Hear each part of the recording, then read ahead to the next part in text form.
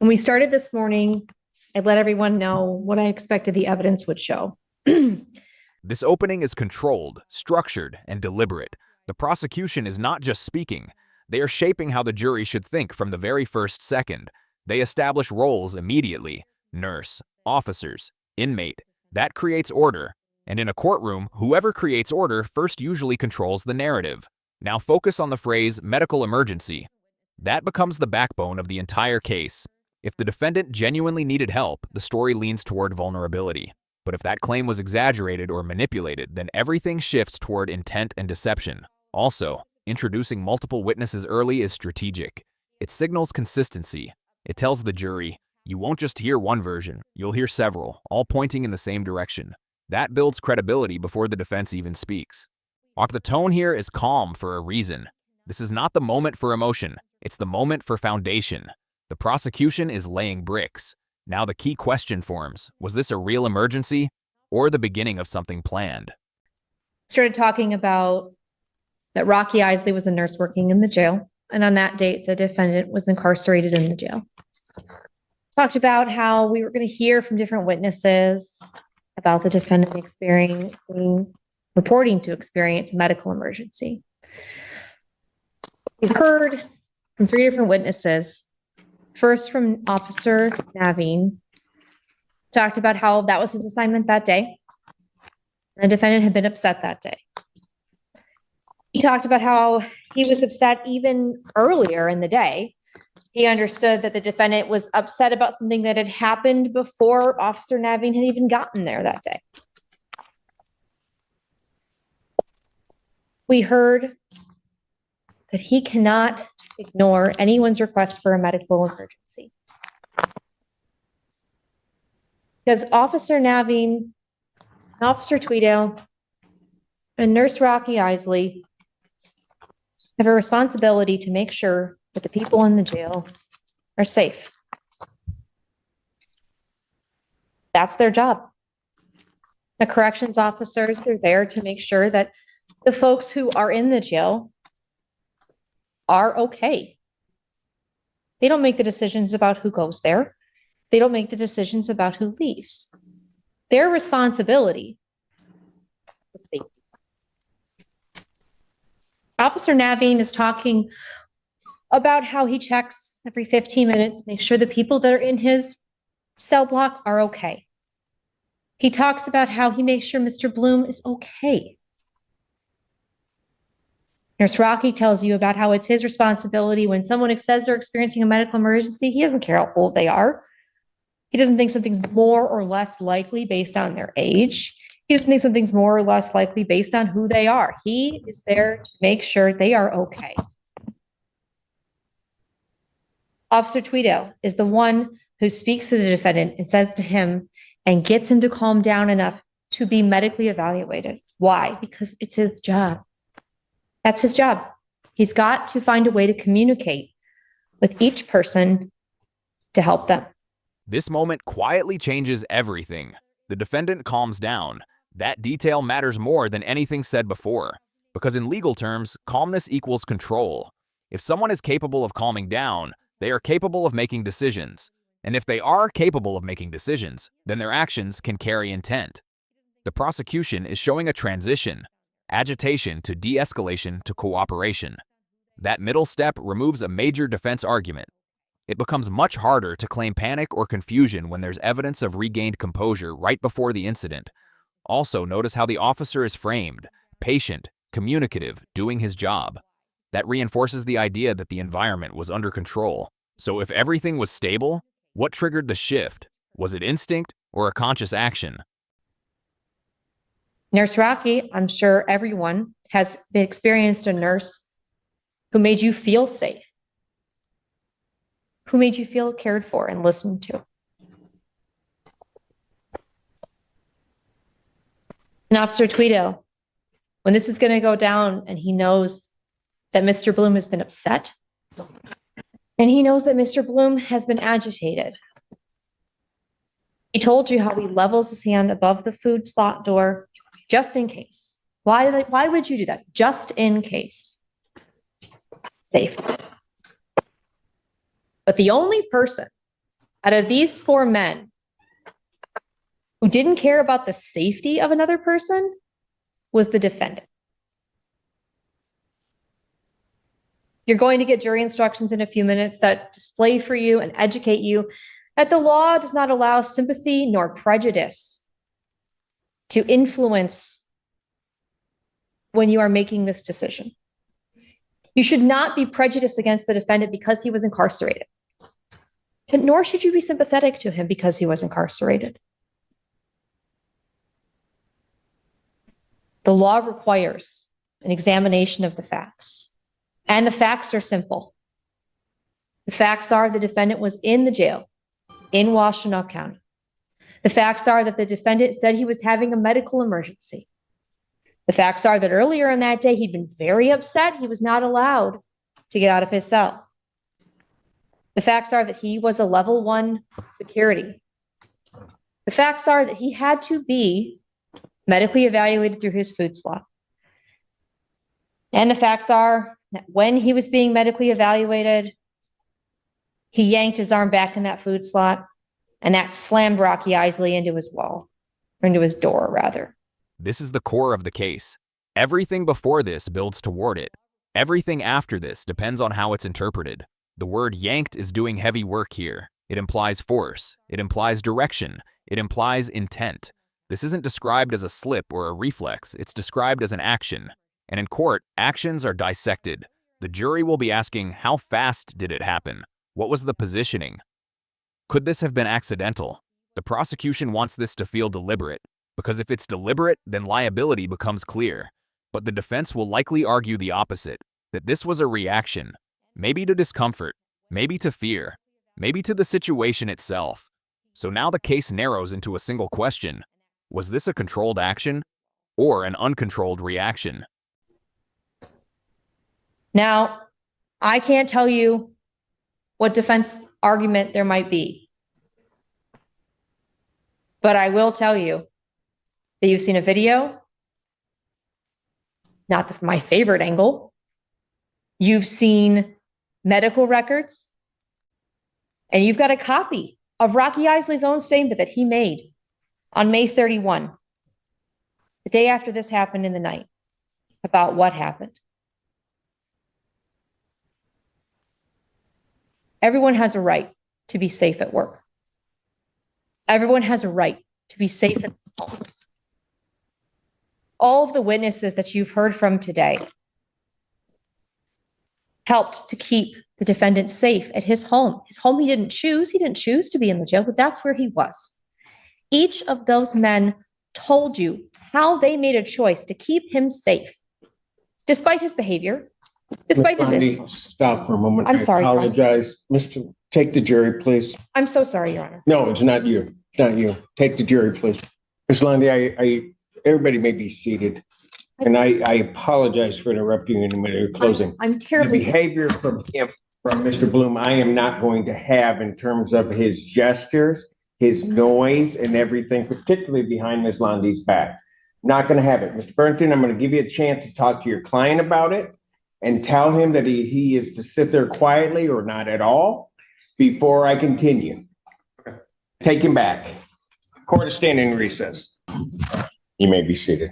This is a live collapse of courtroom discipline, and it's happening in front of everyone. The defendant is no longer just being described as disruptive. He is actively demonstrating it. That's dangerous, because juries don't just evaluate evidence, they evaluate behavior. When a judge interrupts proceedings, that signals seriousness. It tells everyone in the room something has crossed a line. And notice the judge's language: firm, controlled, but absolute. No tolerance, no negotiation. That establishes authority immediately. But here's the deeper impact. This moment reinforces the prosecution's narrative without them saying a word. The idea that the defendant is agitated, difficult, unpredictable, it's now being shown in real time. So the jury is no longer imagining behavior. They're witnessing it. And if we can bring Mr. Bloom up, please. Court recalls the case of People versus Jeffrey Bloom. People. Good afternoon, Mayor. Sam Bernstein with and on behalf of Mr. Bloom. And as I've apprised counsel, during the course of the trial. Mr. Bloom, I don't know, and I'm going to assume that at least for these purposes that you weren't doing it intentionally. There have been comments which I could hear all the way up here, and I'm sure the jury could hear it during the course of these proceedings. That then, when Ms. Lundy got up to give her closing argument, there were additional comments. I didn't do anything about that, but the moment the gyrations with your hands occurred behind her back, I stopped the proceeding. I'm not going to tolerate any of that. I will stop it again if that's what we have to do, but I'm going to admonish you and warn you at this time that the court is not going to allow that type of conduct to occur. With that admonition, Mr. Bernstein. I was going to say there were some times where Jeff was speaking with me during the trial. Oh, I understand that, but there were other points at which there were just extraneous comments. So I was letting those go, but I'm not going to have that and have counsel interrupted during the course of their closing arguments. With that admonition, are the parties ready for the jury? Your Honor, I also understand there's been information given to the jury that. Correct. Yes, for the purposes of the record, I did inform counsel. So at no, that the jury did not take that in any way to be applicable either to Mr. Bloom or to the people, because I had stopped Ms. Lundy in the middle of her closing argument. And I had indicated that they are not to take any delay or interruption by the court. They are not to attribute it to either party. They are to attribute it to the court of its own doing, so that the jury understands that and does not hold that against the people or against the defendant. Thank you, Your Honor. I am ready to proceed. Is the defense ready? I am ready, Your Honor. All right, let's bring the jury. This is judicial damage control. The judge is actively protecting the fairness of the trial, because what just happened, the interruption, the defendant's behavior, could influence the jury emotionally, and the law does not allow that. So the judge steps in and resets the frame. He tells the jury, do not attach meaning to what you just saw. Do not connect it to guilt or innocence. But here's the reality. Humans don't work like that. Even when told to ignore something, it lingers. So while legally this neutralizes the moment, psychologically, it may still leave an impression. And that's the tension. The court operates on rules. The jury operates on perception.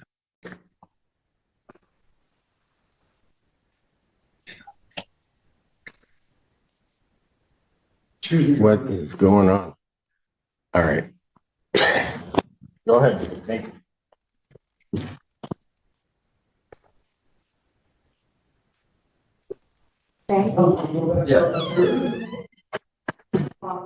So hot,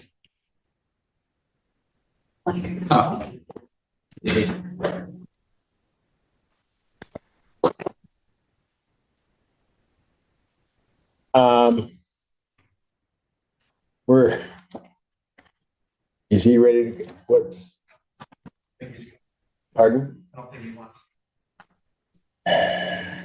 God, okay, that's It's sick, Your Honor.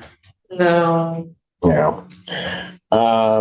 Did you want to go back there and try to talk with him? Because in the record should reflect, if it doesn't already, that after the court's admonishment to defendant and asking whether or not the people in defense were ready, that the defendant on his own accord decided that he would leave the courtroom. I've been informed by transport that it appears that he does not wish to come back out. This is a critical turning point. The defendant has removed himself from his own trial. Legally, that's allowed. A defendant can waive their right to be present, but strategically, this is a major risk, because presence signals engagement. And engagement signals confidence. When someone walks out, the perception shifts. It can look like frustration. It can look like avoidance. And in some cases, it can even feel like surrender. Now, the judge handles this carefully, acknowledging the constitutional right, but also recognizing that it can be forfeited. But the courtroom dynamic has changed. The trial is no longer just about evidence, it's about absence. And absence raises questions. I really should try to speak with him, Your Honor. I mean, Yes, you should. it's a significant right to be at your own, like in the Constitution or something. One can, I believe, voluntarily forfeit. That's fair too. Yeah. So before we get to that stage, I'll stand in recess and allow you to have an opportunity to chat. All right, thank you. All right. Ladies and gentlemen. Yeah, Alan's trying to put the jury out, so. All right. Okay, we're back on the record. Court does recall the case of the people of the state of Michigan versus Jeffrey Bloom. Counsel, state your appearances. Ashley Lonnie for the people. Sam Bernstein for Mr. Bloom, Your Honor. All right, Mr. Bloom is not present. If I say anything incorrectly, please, counsel, correct me. Just prior to our last recess, when we were trying to continue with the trial, after the people had begun their closing argument, I stopped the proceedings, gave an admonishment, had the jury removed, gave an admonishment to the defendant regarding comments that he was making, as well as gestures in terms of his hands because of the positioning of the podium behind the prosecutor's back. Gave him that admonishment, then told him that I would not tolerate any of that behavior. At that point, I did not hear anything, or at least nothing that was audible or understandable from the court in terms of the defendant saying anything. The defendant got up and he removed himself from the courtroom. Transport took him back. I took a recess in order to allow Mr. Bernstein to speak with his client. I was then informed during the course of that from transport that Mr. Bloom did not wish to return to the courtroom. And so that's kind of where we were left. The question that arose as to whether or not this court, given the defendant's behavior, whether or not this court could continue with the trial, even though we just had closings and the verdict to go. Out of an abundance of caution, after speaking with counsel and the court looking up for some guidance in this regard, the court did find me, I think it's Rule 43, I didn't bring my copy out of the federal rules, which specifically address the issue where a defendant removes himself from a trial in the middle of the proceedings or doesn't elect to participate. I did not see a rule specifically in the Michigan court rules governing that. As I did a brief research in trying to find cases, the case of the people of the state of Michigan versus Jerry Oliver Swan, that being 394 Mich 451, came to light. It was a 1975 case, so it's a little bit old, but it still looks to be good case law. I gave that to counsel, asked them to take a look, see if we could, between all of us, make a determination as to what would be the best way to proceed. And granted, I don't think anybody's had an opportunity to do any extensive research on it. However, I would indicate that if nothing else, the Swan case is illustrative of a point. And the synopsis basically indicates the Supreme Court held the defendant did not reappear in the courtroom after a mid-trial recess, had not reappeared 4 days later, and testimony was received regarding attempts to locate him. Trial court properly proceeded with the trial with receiving, part of the testimony in the jury's verdict in the defendant's absence. Now the court moves into legal mechanics. This is where precedent takes control. The Swan case establishes a critical rule. A trial does not stop just because a defendant chooses to be absent. This prevents manipulation of the system. A defendant cannot delay or derail proceedings simply by refusing to participate. And the judge is being careful here, referencing case law, explaining reasoning, and building a record, because decisions like this can be challenged later on appeal, so everything must be precise. This is not just about moving forward, it's about doing it correctly. Taking that without anything else in front of me is sort of a guideline. The court believes that the defendant has conducted himself in a fashion where he has made himself absent mid-trial. It seems to me that what the Swan case seems to point to is that an opportunity be given where this defendant being in custody, we don't have to locate him, but at least an opportunity to be given to the defendant to come back and voluntarily participate in his trial. Having said all of that, after speaking with counsel, the court has made a determination to adjourn the remainder of the jury trial. We are adjourning it to September 30th, 2024 at 10 a.m. For closing arguments and final instructions to the jury. During that week period in time, in essence, the court is giving an opportunity for the defendant to reconsider his decision. Also to allow his counsel to potentially have a conversation with the defendant as to what may be the implications of him having removed himself from the proceedings. But I think in fairness, and since this is a calculated pause. The court is choosing caution over speed because the rights at stake are significant. If the defendant continues to stay absent, he risks losing direct participation in his own defense. And courts are careful with that. They must show that every opportunity was given, every chance to return, every safeguard respected. So this adjournment does two things. It protects the defendant's rights, and it protects the integrity of the trial. If proceedings continue later without him, it won't be because the court rushed. It will be because the defendant chose not to return. Monumental rights that the defendant would be forsaking in terms of leaving his trial. The court thinks that it would be prudent for the court to do so. That was long, however.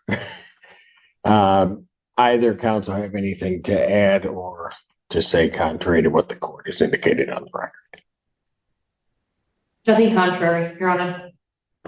Neither for me, Your Honor. All right, very good. And I do appreciate both counsel being patient as the court was trying to think through this and also participating in trying to find something that would guide us.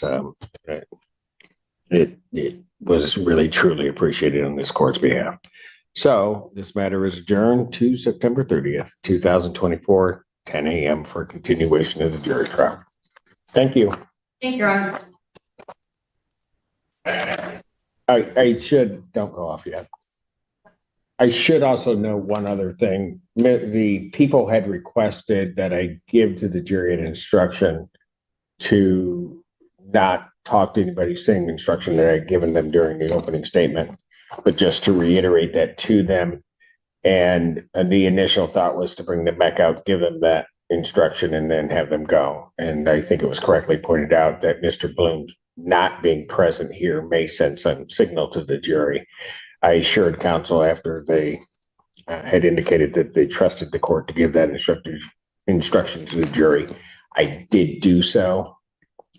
They each acknowledged that they understood that instruction before leaving. This is a quiet but extremely important procedural safeguard. The judge is reinforcing jury isolation.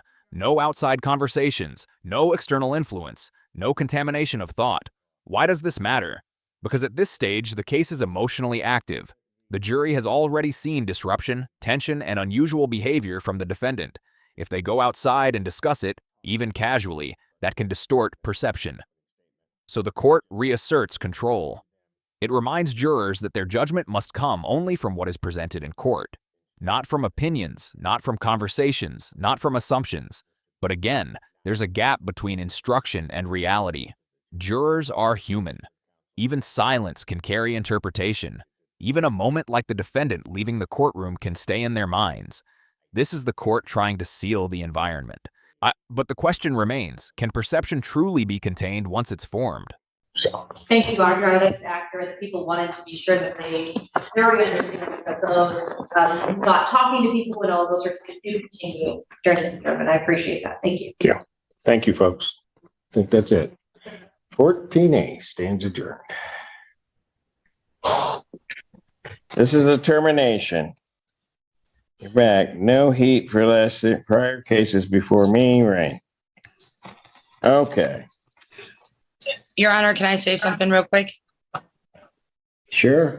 Someone called CPS on me for this Called house what? not being fit. Somebody has called CPS on me for this house not being fit.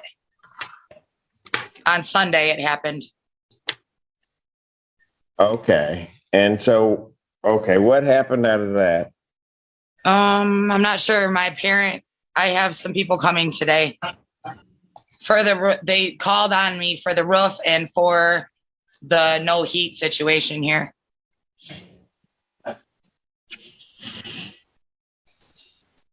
So CPS is, how many kids are in the house? I have twin boys. There's 2. Okay, well, that would make them twins. I get it. Yes. Okay, so Your Honor, yes. I got a phone call from somebody from the foster care program the other day. Her boys were removed back in August. She has not got them back yet. No, I'm still in court. And I just went to court on Tuesday and someone called on Sunday because of this house. Nothing's happened in court. I've not been charged with anything. There's no court orders. It's ridiculous. And someone has called on me since Sunday. They called Sunday. I had court Tuesday. So, ma'am, are your boys with you? Or are you trying to get them with you and they're I'm coming out trying basically? to get them back. So they're with my sister. And someone called Sunday about this house. They called CPS. And basically what's gone on is there's been no charges against me. I still have all the rights to my boys. They're with my sister. So thought I was going to get them back on Tuesday. And someone called Sunday. Now the tone shifts completely. We've moved from criminal procedure into a deeply personal, emotionally charged situation. This is no longer about structured arguments or legal framing. This is someone speaking from stress, frustration, and pressure. CPS involvement introduces a new layer entirely. Family risk, housing instability, and credibility under scrutiny. But here's the key. This kind of emotional testimony can cut both ways. On one hand, it humanizes the speaker. It shows struggle, urgency, real-life consequences. On the other hand, it can feel chaotic, unfocused, and difficult to verify. And in court, clarity matters. Structure matters. So while the emotion is real, the legal system is still looking for something specific, facts that can be measured, proven, and evaluated. Now consider this. Does emotional intensity strengthen a case, or does it risk weakening it if it lacks structure? So now Okay, so when are they, okay, hold it. When are they coming out to inspect? She was supposed to come today, but she canceled today. I don't know. She had an emergency came up. So today there's going to be, my parent partner is going to be here today. And I'm not sure what she's going to do, if anything, but, somebody told me that there's a B seed. I don't exactly know what that is, but also hold on, I have it written down right here. Certificate of occupancy to get this house inspected because she received Sarah funding. We don't get any money for it. they received, I think their last payment was November 20, sometime right around Thanksgiving. But they've gotten money, and I believe in the terms of dismissal for the first round, I had a lawyer, her name was Caroline Perry, due to the fact that I had kids in the house. She, something in the terms of dismissal where the heat was supposed to be fixed. Like, No. Liar. So Wagner, has the heat been fixed in the house? No. Your Honor, the fans do not work on the radiators. We need to get the everything boiler fixed. system. That's why her lease was terminated the end of July, so nobody would be in that house for the winter. And she refused to leave because there was no heat. So There's been no without a heat for lease 3.5 since years. the end of July. Folks, one at a time, please. Go ahead, Ms. Wagner. I've been trying to get her out for a couple of years, but the end of July, I terminated her lease. I told her that was it. She needed to get out. That house needs to be fixed. It is not fit to live in. And then I find out, well, she accused me of turning gas back on. Why would I blow my own house up with kids in it? I don't understand that. But then I also found out that she told someone, I guess it was in the foster care program or something, that the house was fine and she would be living there another year. That house is not fit for anyone to live in right now. We've got to get her out. We cannot afford to do everything that needs to be done. And we're going to get a real estate agent in there and find out what that house is worth as is. This is where control starts to break down again. This time between both parties. The judge steps in immediately, one at a time. That's not just about order, it's about clarity. When people talk over each other, facts get buried. And when facts get buried, decisions get harder. Now both sides are presenting competing realities. One says the house is unsafe and needs to be vacated. The other says conditions were neglected and responsibilities weren't fulfilled. This is a classic conflict. Possession versus condition. And notice how quickly the conversation becomes emotional again. Accusations, frustrations, overlapping statements. The judge's role here is critical, to strip away noise and isolate what actually matters legally. So the question becomes, what can be proven and what is just being said? But I'm trying to get our house back. I went for possession of property. Okay, Ms. Hosmer, why Yes. don't you want to move? It's not that I don't want to move. I can't afford to move. And now I have all this stuff going on. Well, no, because my electric bill is ridiculous from running 6 space heaters for 3.5 years. So who could afford to live here? Not only that, I've replaced the well pump so that I had water here 2 times.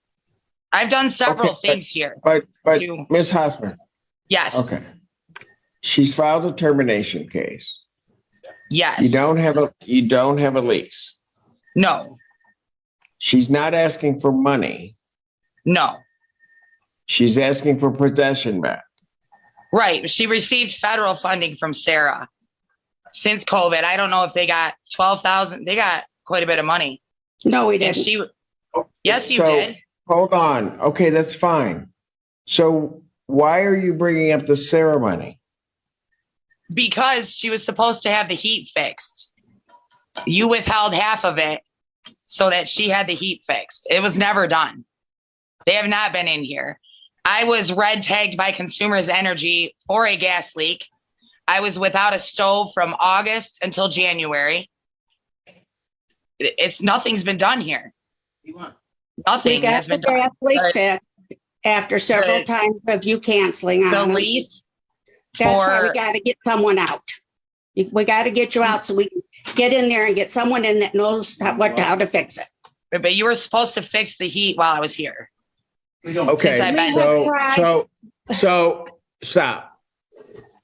So Ms. Hosmer, Yes. she didn't fix the heat. No. Let's say that she didn't. Okay, The what do you boiler want me system to, needs to what be do you fixed. want me to, what do you want me to do? I would pay rent if the house was fixed. They've never done it. She doesn't want you to pay rent. No. She wants you to leave. So Okay. let's say let's say for the moment, everything you're telling me is true. Yes. What do you want me to do? I guess a certificate of occupancy so that it can be inspected, so that I can prove that she's wrong and get Sarah money to move. I don't know. I have a lot going on. Now I have an open CPS case too, on top of it, which I was just about to be done. Somebody Okay, called on fine. Sunday. I don't know if she called. I don't know I'm who not called. a family Somebody court called. judge. I'm No. not a family court judge. I'm I here to understand. decide this property. All right, that's Good. it. Okay. The amount for my electric bills is ridiculous through the winter. I've never been compensated. I bought the heaters. There's been a gas leak. She did sign the red tag. She also, Brooklyn Plumbing told me, I spoke with the owner when we were in court at the time, and I had a lawyer due to that fact. She did turn the gas back on because Brooklyn No, I Plumbing didn't. didn't do any of it. And she signed Brooklyn No, I Plumbing's didn't. name on the red tag. Like, it's a mess. And I called Brooklyn Plumbing. My lawyer contacted them. I guess you don't remember that in court. Give me a trial date. But I don't have any money to move right now. Zero. I have all this stuff going on with CPS, plus somebody else just called. So it's just a mess. All right, so apparently on Zoom, you two can't conduct yourselves properly. I'm just gonna put it that way.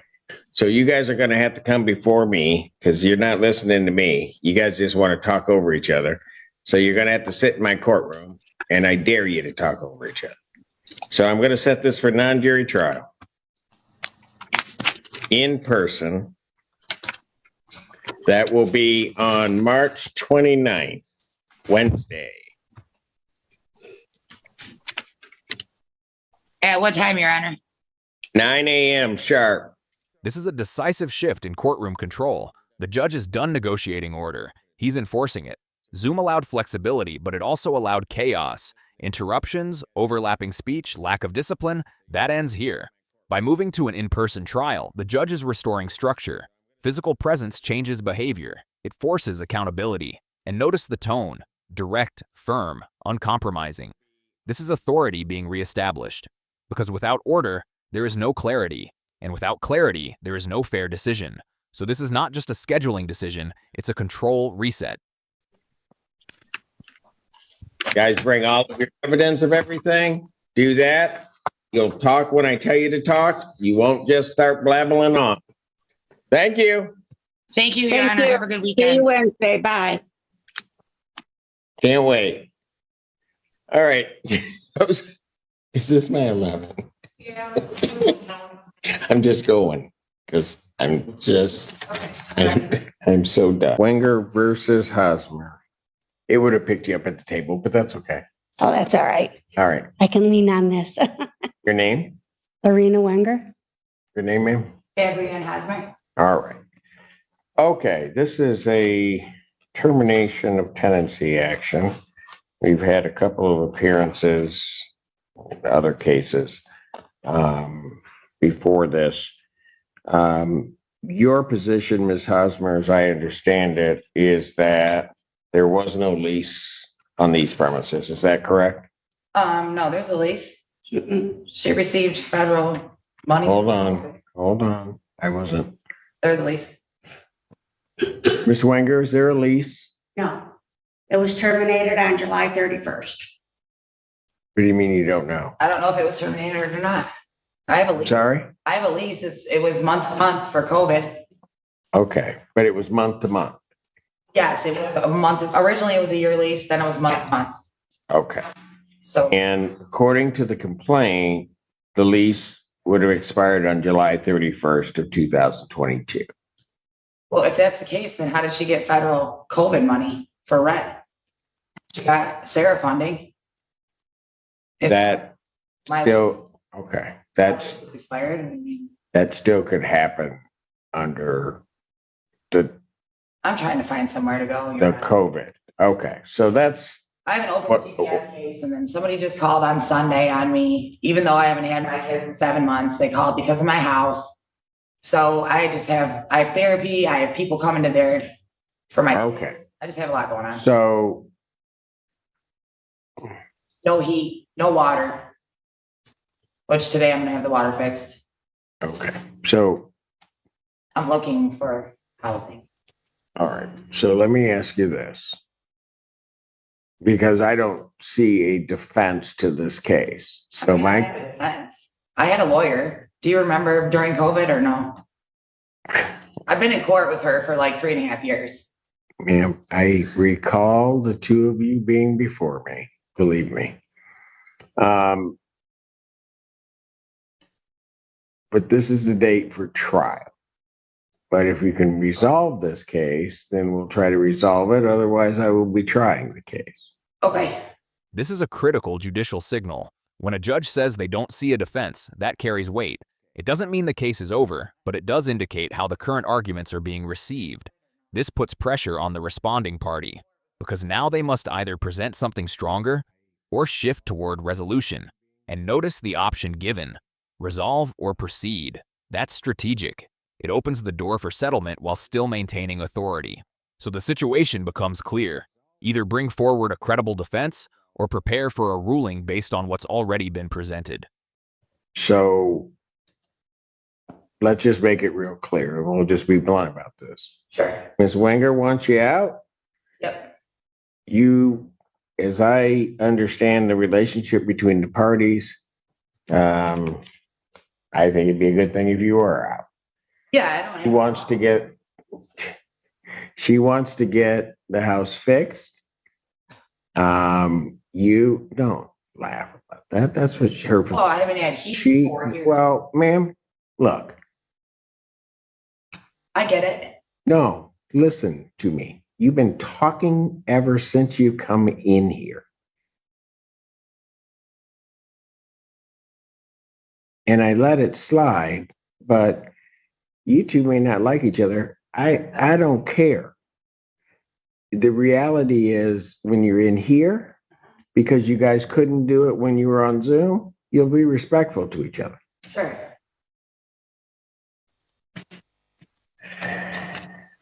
How much time do you think you need to move? Because, Probably like a month. I'm looking right now. well, here's the thing. Ms. Wenger's entitled to, I don't see any reason why she shouldn't have a judgment for possession. So and she'd get basically 10 days under the statute. I need a little bit longer than that if I could. I'm not opposed to moving, but like I said, I have foster care workers coming to my house. There's a bunch of people involved, and I don't have anywhere to go right this second. I found a house in Lincoln Park, but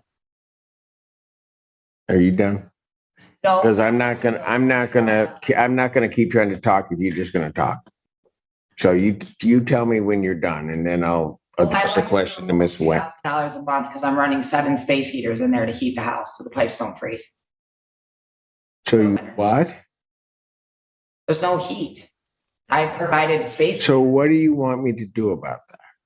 Nothing. I would like to be appointed counsel. I tried getting counsel. This is a civil case.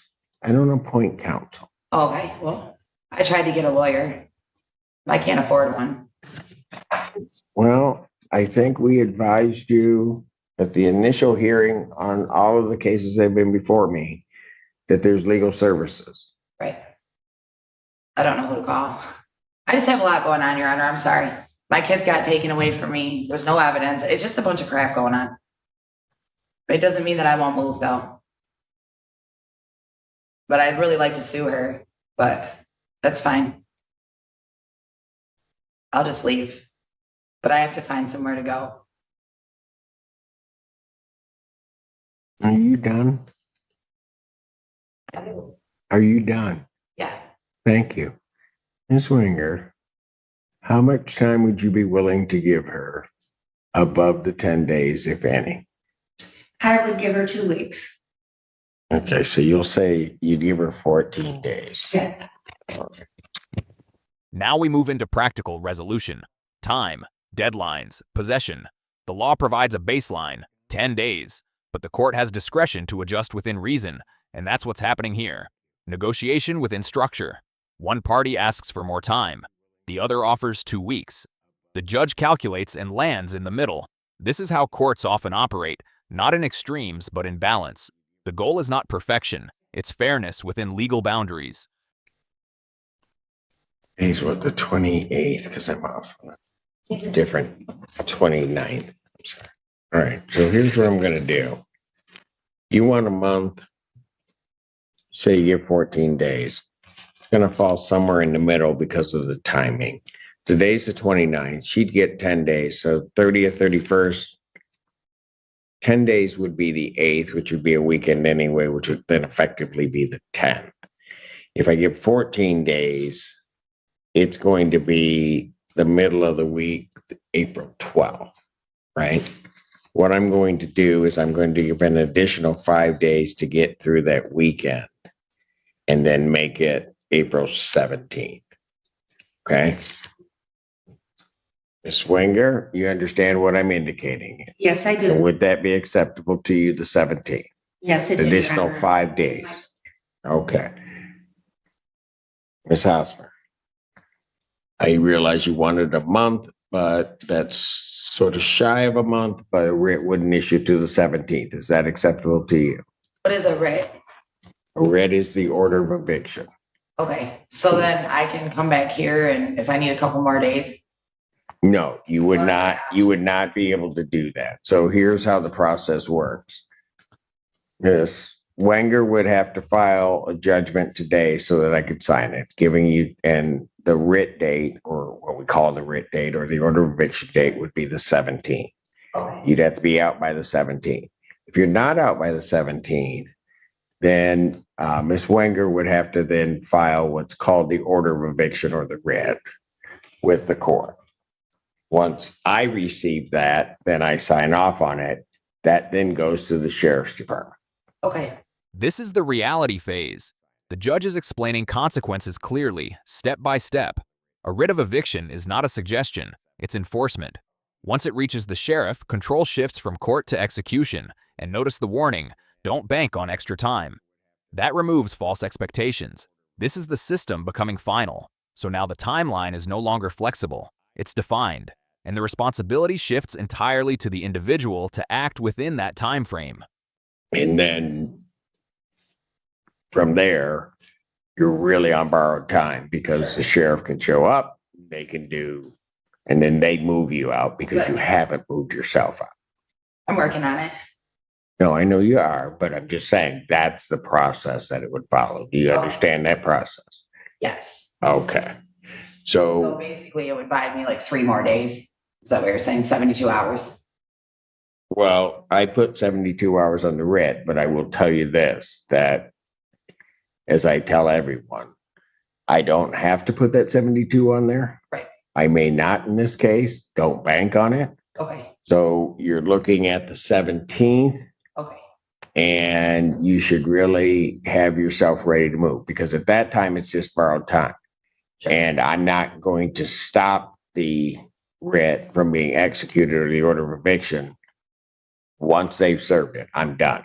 I'm okay, not gonna, I've signed the order, it's Sure. gonna happen. okay, This is closure, not emotional, procedural. The judge is signaling finality. The decision has been made. The process will move forward. At this point, arguments no longer change outcomes. Only compliance matters. This is where the courtroom transitions from debate to execution.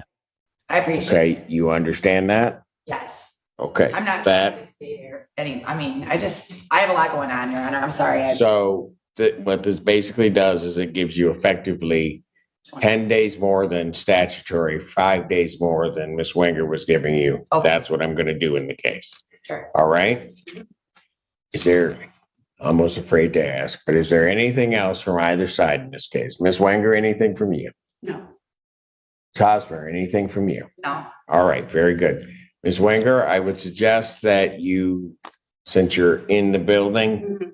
stop at the counter, tell them that you need a judgment form, fill the judgment form out so that they can get it down to me so I can sign it. Okay? Thank you, folks. Thank you so much. Is Judge Conlon still working?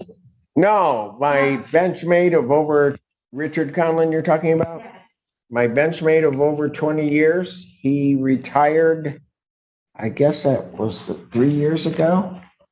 He signed the adoption papers when we adopted our twins. So that, would it have been Patrick Conlon or Richard? Well, this would have been in 2000. Let's see. So they were both on the bench at that time. I But don't, if it was the older gentleman. I'm not going to tell Pat that. I bet you it was Patrick Conlon, because you probably went downtown Ann Arbor. Yes, we did. Okay, so it was Patrick Conlon. Oh, okay. I spoke with him. Geez, oh Pete, maybe about 3 years ago. I haven't heard from him recently. I heard he was doing well the last time I heard, I but was just wondering, every time I go by the court or something, I go, wonder if he's still there. no, He was just the sweetest person, he like you, really was. when the Yes. situation calls for it. And so Patrick Conlon was who probably signed the adoption papers, Mhm. is retired from the bench. And then I think he's his brother, or maybe his next. Anyway, I think it's his brother. He was my benchmate, Richard Conlon. And now Pat Conlon Jr., who is the son of Pat, who probably signed her, he now sits on the circuit court bench. So It is a small world. it is. This moment feels lighter, but it serves a subtle purpose. It humanizes the courtroom. After intense proceedings, this kind of exchange resets the tone. It reminds everyone that beyond legal roles, these are still people interacting. But even here, structure remains. The case is already decided. This conversation doesn't affect outcomes. It exists outside the decision-making process. Judge Fink, Judge Fink I saw Judge Fink at Judge Barr's investiture. So he's I want to use that word again, older one. yeah. Anyways, it would be his daughter-in-law I used to babysit for, Elizabeth. Oh my goodness. Yeah, that's why I said it's Okay. a very small world. Yes. So Judge Fink he retired a while back. And I saw him on February 10th at an investiture. Yes. This case moves through multiple layers: structured prosecution, behavioral disruption, legal precedent, and finally civil resolution. At its core, it highlights two key themes: responsibility and control. Responsibility in how individuals act within a system, and control in how the court maintains fairness even when situations become chaotic.